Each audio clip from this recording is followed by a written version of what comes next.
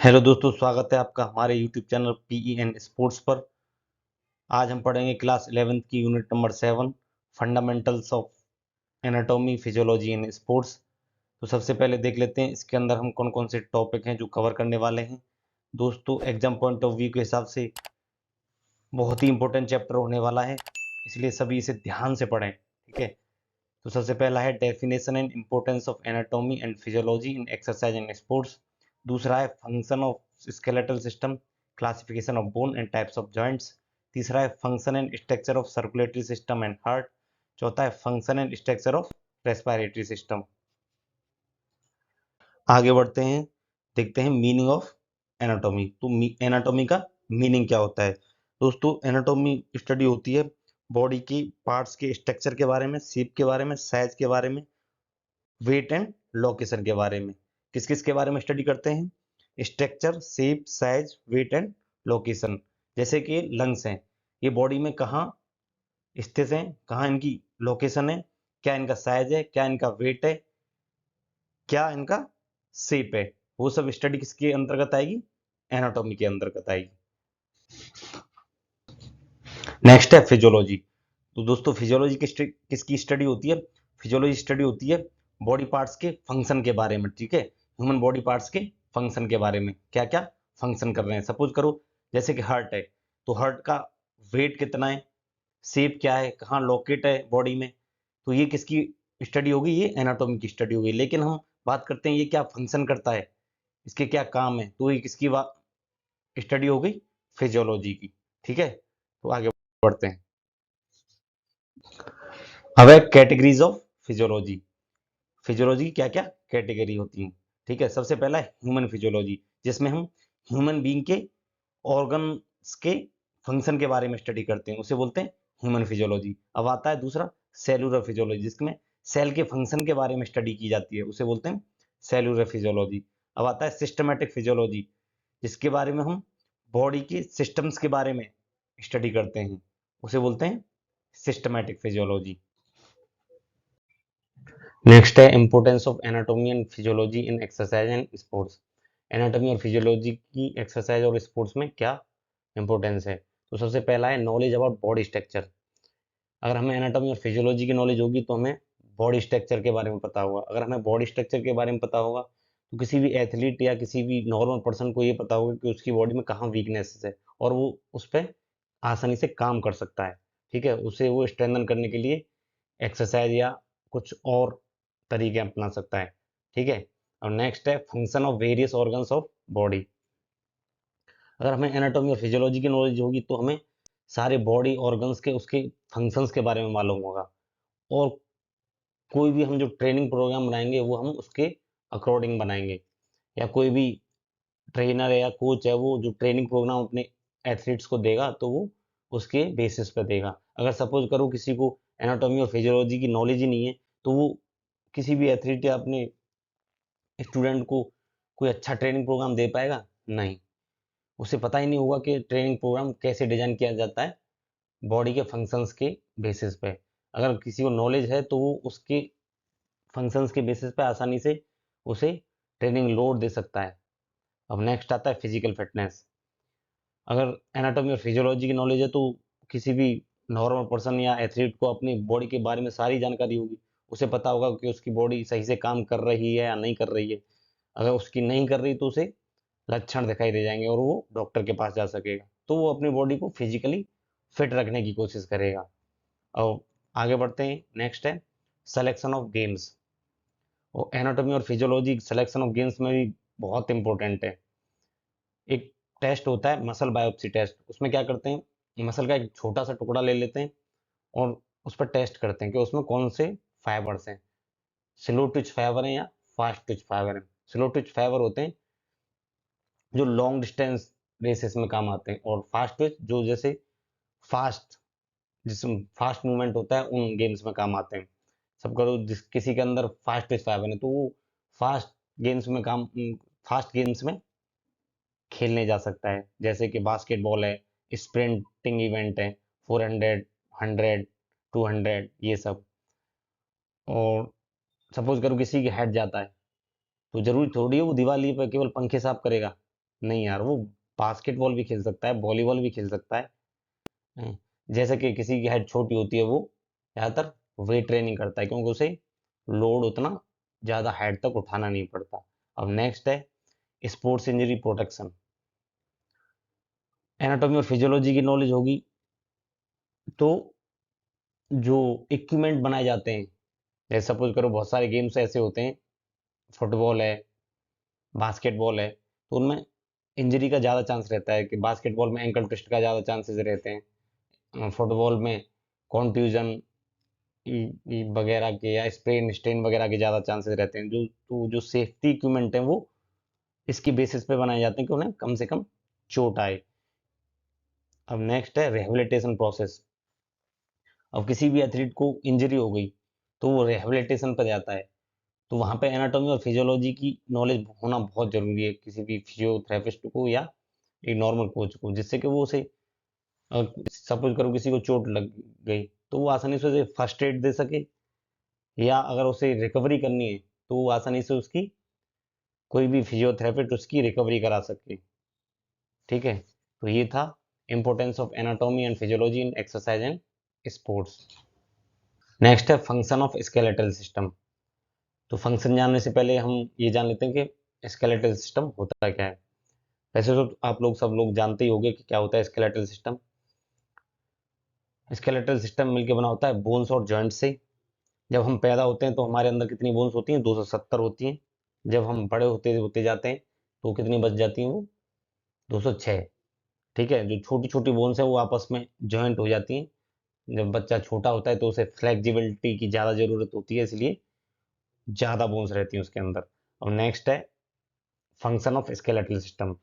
तो skeletal system की क्या फंक्शन है? सबसे पहला है स्ट्रक्चर एंड सपोर्ट। ये हम हमारी बॉडी को क्या प्रोवाइड कराता है? प्रॉपर अलाइन स्ट्रक्चर प्रोवाइड कराता है और बॉडी ऑर्गन्स को सपोर्ट प्रोवाइड कराता है। और नेक्स्ट आते हैं हेल्प इन मूवमेंट। ये किसमें हेल्प करता है?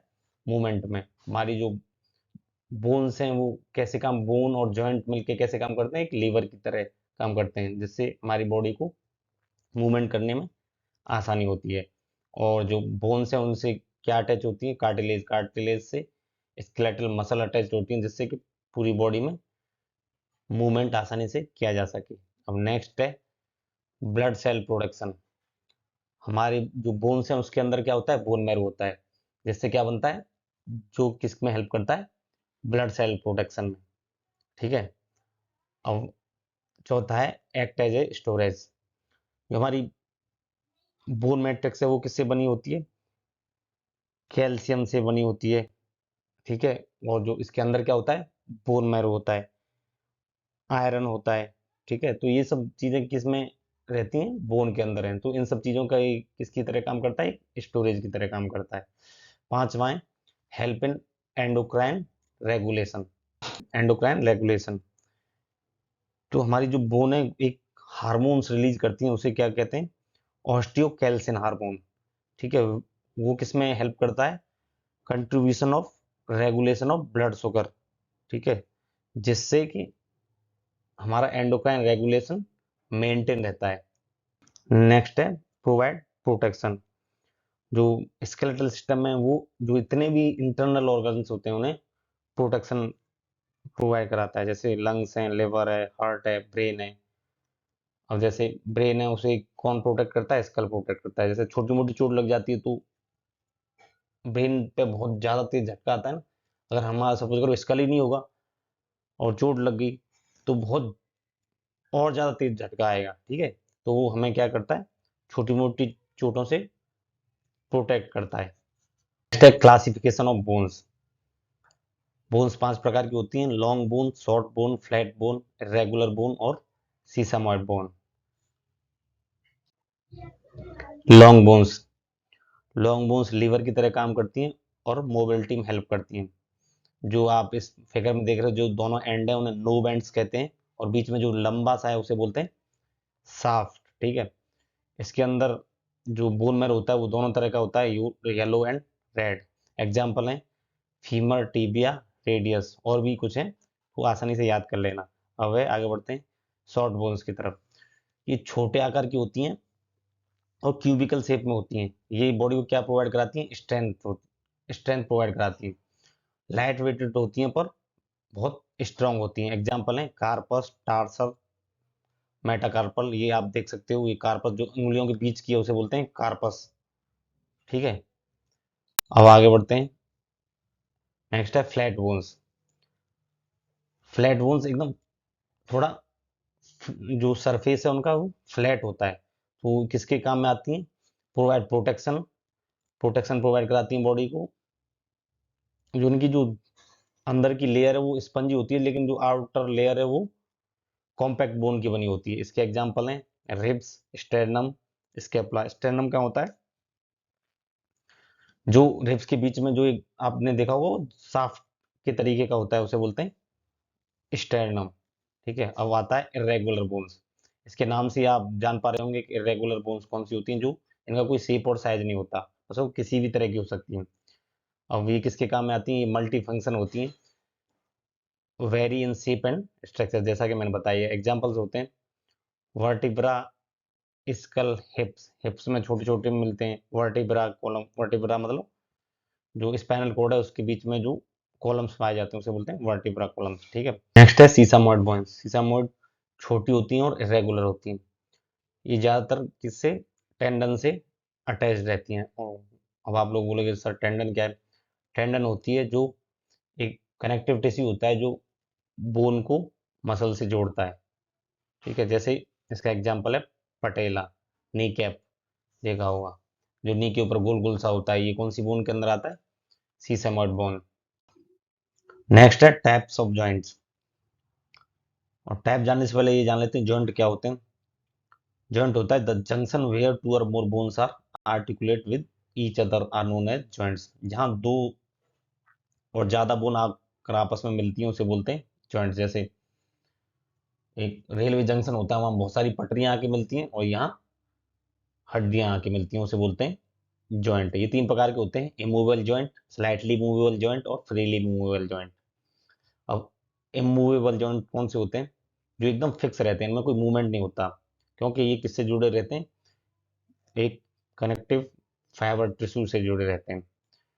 और इनका एक दूसरा नाम होता है, उसे बोलते हैं साइनार्थोसिस जॉइंट। ये बहुत इंपॉर्टेंट है, इसे जरूर याद कर लेना। ये है इसका जो दूसरा नाम है, क्या है होता है, साइनार्थोसिस जॉइंट। इसके एग्जाम्पल हैं क्रेनियम जॉइंट, फेशियल जॉइंट। अब नेक्स्ट है स्लाइटली मूवेबल जॉइंट। जैसा कि नाम से आप समझ पा रहे होंगे, स्लाइटली मूवेबल जॉइंट, जिनमें थोड़ा बहुत मूवमेंट होता है। जैसा कि मोशन और movement is limited due two cartilage. इसके बीच में कार्टिलेज प्रेजेंट होते हैं, जिसके कारण इनका मूवमेंट है वो बहुत कम होता है। इसका जो दूसरा नाम है वो क्या है, इनमें कार्टिलेज होता है तो इसे बोलते हैं कार्टिलेजिनियस जॉइंट और एम्फियार्थ्रोसिस जॉइंट। ठीक है, इसके मतलब तीन नाम हो गए, एक स्लाइटली मूवेबल जॉइंट, दूसरा हो गया कार्टिलेजिनियस जॉइंट, तीसरा हो गया एम्फियार्थ्रोसिस joint.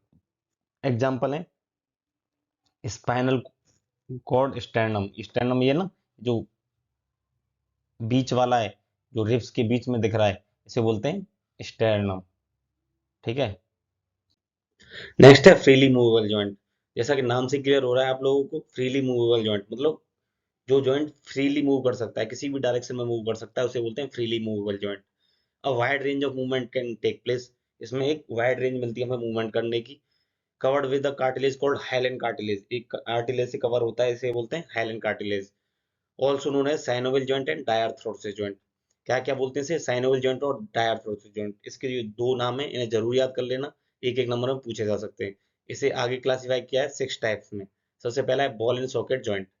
Ball and socket joint का एग्जांपल है shoulder joint and hip joint. Example आप लोगों को जरूर लिख के आने हैं, अगर कोई भी जॉइंट आता है या इसके टाइप्स आते हैं तो एग्जांपल जरूर दें। अब बॉल एंड सॉकेट जॉइंट का एग्जांपल क्या है, शोल्डर जॉइंट। शोल्डर जॉइंट में कोई भी मूवमेंट हो सकता है, adduction, abduction, extension, flexion, rotation. तो जिस जॉइंट पे हमें वाइड रेंज मिले मूवमेंट करने की, उसे बोलते हैं बॉल एंड सॉकेट जॉइंट। इसका ये होता कैसा है, एक बॉल टाइप का स्ट्रक्चर होता है, एक सॉकेट टाइप का स्ट्रक्चर होता है। जैसे आपने देखा होगा फीमर में जो एंड होता है उसका बॉल टाइप का स्ट्रक्चर होता है, तो वो उस एक दूसरे में फंसे रहते हैं और वहां से कोई भी मूवमेंट हो सकता है। अब दूसरा है हिंग जॉइंट। केवल एक ही डायरेक्शन में मूवमेंट होता है हिंग जॉइंट में, जैसे कि एल्बो। नी, एंकल, या तो हम एक्सटेंशन कर सकते हैं या फ्लेक्शन कर सकते हैं। अब तीसरा है सैडल जॉइंट। इसमें दो सरफेस होती है, कॉनकेव टाइप की, कॉन्वेक्स टाइप की। वो एक दूसरे के ऊपर फिक्स रहते हैं और केवल एक ही डायरेक्शन में मूवमेंट होता है, रोटेशन। उसे बोलते हैं थंब जॉइंट। ये केवल एक ही होता है बॉडी में। अब चौथा है कॉन्डिलॉइड और एलिप्सॉइड जॉइंट। कॉन्डिलॉइड का दूसरा नाम क्या है? Ellipsoid joint. ये भी याद कर लेना। इसमें मूवमेंट दो डायरेक्शन में पॉसिबल होती है, जैसे कि रेस्ट जॉइंट। ठीक है। और नेक्स्ट एग्जांपल है पीवट जॉइंट। इसमें केवल एक ही डायरेक्शन में मूवमेंट होती है, वो भी रोटेटरी, जैसे कि radio ulnar joint. Radio ulnar कहाँ का जॉइंट है? ये जो हमारी फोर आर्म है, इसके अंदर जो हड्डियां होती हैं, जो बोन्स होती हैं, उन्हें बोलते हैं रेडियो अल्नर जॉइंट। एक रेडियस होती है, एक अल्ना होती है, तो उनके बीच में जो जॉइंट होता है उसे बोलते हैं रेडियो अल्नर जॉइंट। इसमें हम अगर सपोज को धीमे से इसे रोटेट करेंगे तो केवल थोड़ा सा मूवमेंट होता है, रोटेशन, उसे बोलते हैं पीवट जॉइंट। अब आता है ग्लाइडिंग जॉइंट। ग्लाइड मतलब क्या होता है? एक दूसरे के ऊपर खिसकना। जैसे हम ग्लाइड करते हैं तो वहीं से लिया गया है ये gliding joint. Permit only gliding movement, केवल इसमें ग्लाइडिंग मूवमेंट होता है। Example radio carpal joint. Radio carpal joint कहाँ होते हैं? रिस्ट के अंदर जो छोटी छोटी हड्डियां होती हैं उनमें होता है रेडियो कार्पल जॉइंट। ठीक है। या मेटा कार्पल, इनमें कौन से जॉइंट होते हैं? ग्लाइडिंग जॉइंट होते हैं। नेक्स्ट है circulatory system and its function. Circulatory system को और क्या बोलते हैं? Cardiovascular system. कार्डियोवैस्कुलर दो शब्दों से मिलकर बना है। पहला है कार्डियो, किससे ड्राइव है? कार्डिक से, जिसका मतलब होता है हार्ट। दूसरा है वैस्कुलर, जिसका मतलब होता है ब्लड वेसल्स। ठीक है। It is the system of heart and blood vessels. It is responsible trans it is responsible for transportation of material inside the body. ये किसके लिए रेस्पॉन्सिबल होता है? मटेरियल मटेरियल को ट्रांसपोर्ट करने के लिए पूरी बॉडी के अंदर। अब इसके फंक्शन देख लेते हैं। सबसे पहला है transport oxygen to the cell. क्या करता है? ऑक्सीजन को ट्रांसपोर्ट करता है सेल की तरफ। ठीक है। जैसे हम सांस लेते हैं, ऑक्सीजन ली हमने, वो कहाँ गई? लंग्स में। लंग्स में कहाँ गई? एल्वोली में। एल्वोली में क्या हुआ? गैसियस एक्सचेंज हुआ, जो ब्लड के थ्रू होता है, और वहां से ऑक्सीजन ब्लड में मिल जाती है, और ब्लड कहाँ ले जाता है? ऐसे पूरे बॉडी पार्ट्स तक। अब दूसरा है transport nutrients from digestive system to the body cells. जो खाना खाते हैं वो, उससे न्यूट्रिएंट्स कहाँ निकलते हैं? हमारे डाइजेस्टिव सिस्टम में। वो वहां से कहाँ मिल जाते हैं? वो ब्लड में। ब्लड कहाँ ले जाता है? पूरे बॉडी में। तो ये क्या हुआ? Transport nutrients from digestive system to the body cells. अब तीसरा है transport hormones to body cells. जो हमारी हार्मोनल ग्लैंड है, वो हार्मोन्स रिलीज करती हैं, वो किस में मिल जाते हैं? ब्लड में। ब्लड कहाँ ले जाता है? पूरे बॉडी में। अब है transport waste from body cells to excretory organs. और जो बॉडी सेल्स होती हैं वो वेस्ट मटेरियल प्रोड्यूस करती हैं, वो कहाँ जाते हैं? ट्रांसपोर्टेशन के थ्रू एक्सक्रीटरी ऑर्गन से, जहाँ से वो बाहर निकल जाते हैं। और नेक्स्ट है ये regulate body heat. Body heat को रेगुलेट करता है, क्योंकि जो ब्लड है वो पूरे बॉडी में ट्रांसपोर्टेशन का काम करता रहता है, या बॉडी हीट को बैलेंस करता रहता है। और protect body from the disease. अब हमारा ये सर्कुलेटरी सिस्टम पूरी तरह सही से काम करेगा तो हम डिजीज से भी बचे रहेंगे। तो हमें किससे प्रोटेक्ट करता है ये? डिजीज से। नेक्स्ट है हार्ट। हार्ट क्या है? Heart is a hollow muscular organ. किससे मिलकर बना होता है? स्ट्रॉन्ग कार्डिक मसल से मिलकर बना होता है, जिसका वेट होता है 250 ग्राम से 350 ग्राम, और 9 से 12 औंस। ये जरूर याद कर लेना। इसका वेट है वो पूछा जा सकता है एक नंबर में। इसका जो साइज होता है वो, जो इंडिविजुअल होता है उसकी एक बंद मुट्ठी के बराबर के आकार का होता है ये। अब आता है स्ट्रक्चर ऑफ द हार्ट। इसकी जो आउटर लेयर है, जो या लेयर है हार्ट की, वो 3 लेयर से मिलकर बनी होती है। Pericardium, myocardium and endocardium. Pericardium जो बाहर वाली लेयर होती है, मायोकार्डियम जो बीच वाली, और एंडोकार्डियम जो सबसे अंदर वाली। Divided into the 4 chambers. ये 4 चैम्बर होते हैं इसके। यहाँ इस फिगर में देख सकते हैं। सबसे पहला है राइट आर्टियम, दूसरा लेफ्ट आर्टियम, तीसरा लेफ्ट वेंट्रिकल, चौथा राइट वेंट्रिकल। ठीक है। ये 4 चैम्बर हो गए। Septum divided into the 2 sides. जो ये बीच वाला है वो सेप्टम बोलते हैं उसे, वो 2 साइड में डिवाइड करता है, ऐसे राइट और लेफ्ट में। They are 4 valves in the heart. इसमें क्या 4 वेल्व्स होती हैं, ये याद कर लेना। अब आते हैं इसके फंक्शंस क्या क्या हैं।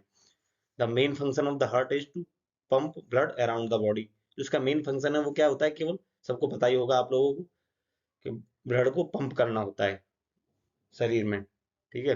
और दूसरा है arteries carry blood away from the heart. जो आर्टरीज होती हैं वो क्या करती हैं, ब्लड को हार्ट से दूर ले जाती है, मतलब बॉडी ऑर्गन्स तक ले जाती हैं। और वो कौन सा ब्लड ले जाती है, oxygenated blood. Arteries A for अच्छा, अच्छा मतलब ऑक्सीजनेटेड ब्लड ले जाती हैं कहाँ से, हार्ट से बॉडी ऑर्गन्स की तरफ।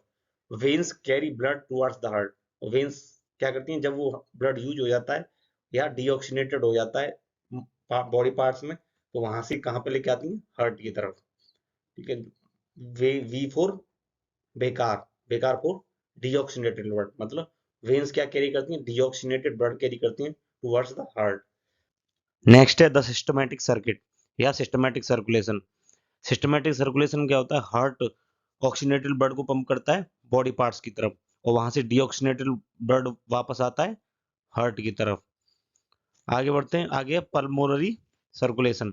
पल्मोनरी सर्कुलेशन में क्या होता है, हार्ट डीऑक्सीनेटेड ब्लड को कहाँ पंप करता है, लंग्स की तरफ, और लंग्स से कहाँ वापस आता है, ऑक्सीनेटेड ब्लड वापस हार्ट में आता है, उसे बोलते हैं पल्मोनरी सर्कुलेशन।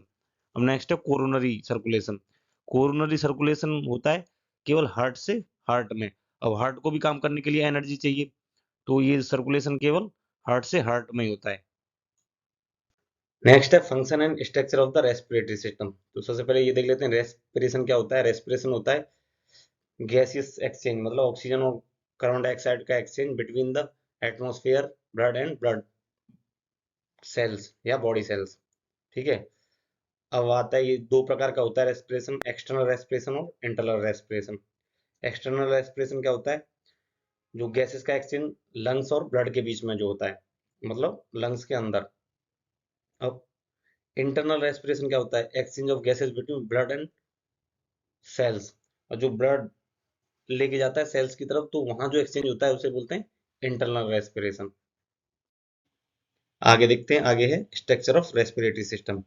तो रेस्पिरेटरी सिस्टम बहुत सारे पार्ट से मिलकर बना हुआ होता है, इसलिए उसे सिस्टम बोलते हैं। तो सबसे पहले तो इसका जो फिगर है उसे याद कर लेना, ये ज्यादातर 3 नंबर या 5 नंबर का आएगा।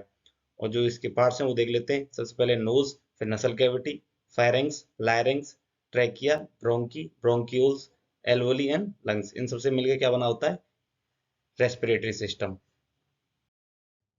नेक्स्ट है मैकेनिज्म ऑफ रेस्पिरेशन।